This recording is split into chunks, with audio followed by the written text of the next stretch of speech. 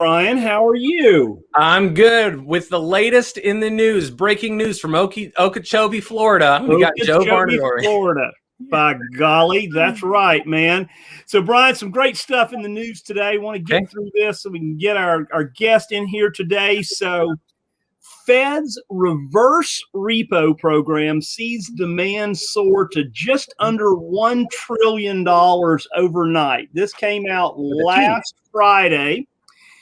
And so back in the day, right, there was something called QE, quantitative easing, where the banks could literally go in and the GSEs, government-sponsored enterprises like Freddie, Fannie, and so on, and they could borrow money from the Fed in overnight funds.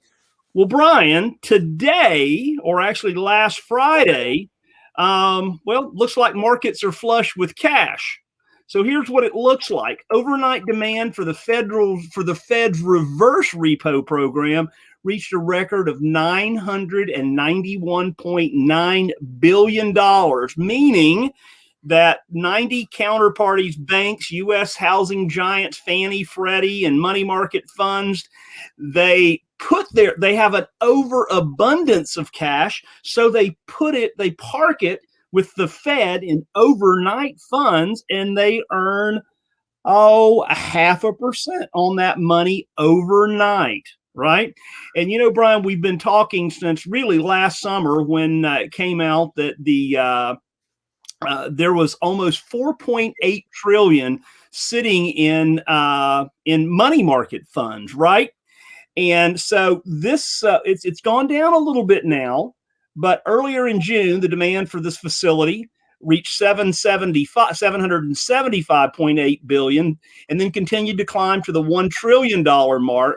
And the Fed anticipates that actually it'll be back up to about $4 trillion is what is sitting in dry or in money market accounts at this point. So instead of borrowing, the banks are putting that extra cash back in. Here it is right here, which have been flooded this year with cash list holding above $4 trillion. So that's a bunch of money, right?